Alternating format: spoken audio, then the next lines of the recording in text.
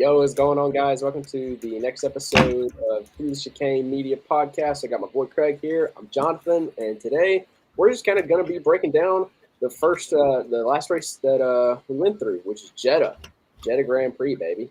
So there's a lot to talk about, a lot to break down, and so let's just get into it, dude. I think I'll start us out since you kind of started us out the last couple episodes.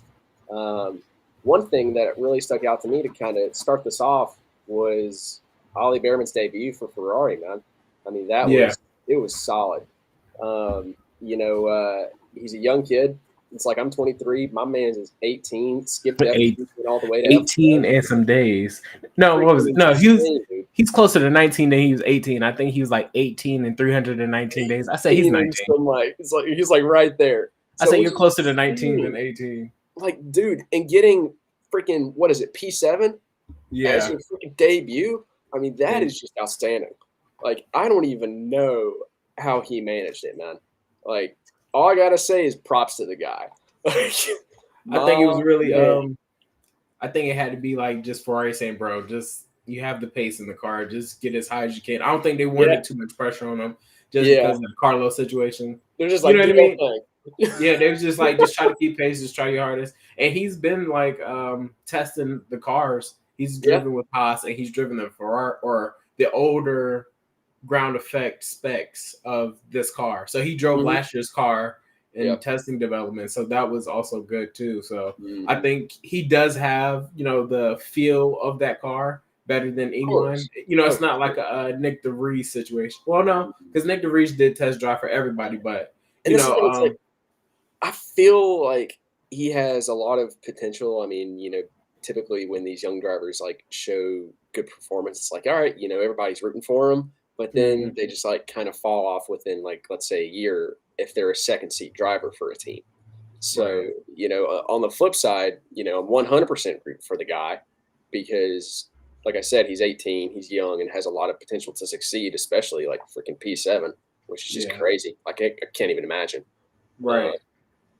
But and to finish ahead of Lewis because he did Lewis did out qualify him, so that's a good thing. Just man, to cross the finish line ahead of like the GOAT is just got to be wild. Now you can't really blame like. I was to say Lewis is like when I get in that car, I ain't coming in seventh. I'm coming in. He said, "Hey, I'm coming in third." Lewis has some things to look forward to. Right. That's what I bet you. That's what he was thinking. He's like, man, if that kid could be in there for only 1 hour in qualifying and do that, it's like, dude, if this 18-year-old kid can get P7 on his debut in a Ferrari, this ain't nothing. I think he's about to eat, bro. Seriously though, like I think that just hypes me up more for Lewis. I do think Ollie do deserve that hot seat. I like young talent coming in and developing like George did at like what Red Bull does as Toro Rosso. What George did at Williams. I do like that idea. He has proven that he can hop in the car and race, but I think he proved that he deserves a seat though. Yeah, I think let's say hypothetically play this out, shall we? Having him as a secondary driver for well, I'm forgetting Lewis is in the picture, right? It's let's say he takes a second seat at some lower tier team and not necessarily brings up their scores and points for constructors. It's that can go one of two ways. They can, keep this guy on the team roster for however long they choose, which could be 2, 3, 4, 5 years, maybe more, or it can absolutely be dumpster fire like Haas. So I think that'll be different because obviously Haas was a nepotism situation on both ends. That is true. Schumacher and old buddy, I forgot his name already. Nico, is it Rosberg or Hulkenberg?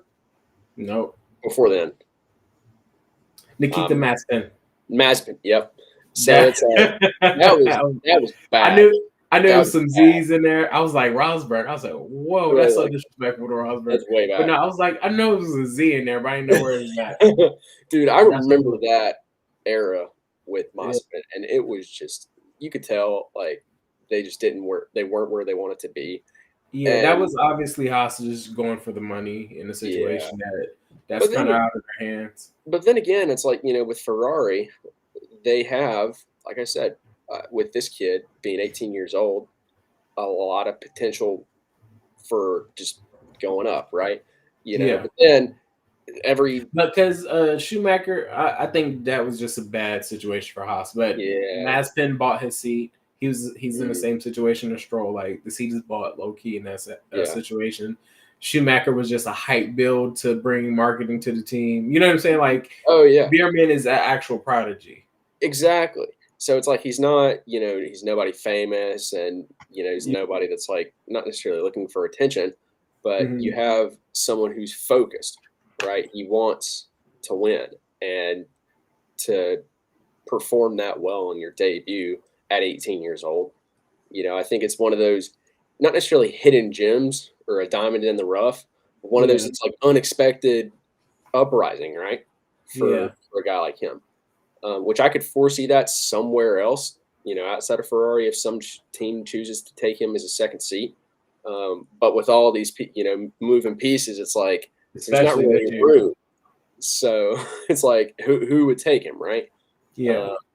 And because at this point, people look at him and be like, man, where we're at, like some teams, the B and C levels and whatnot, right? Obviously want him, right?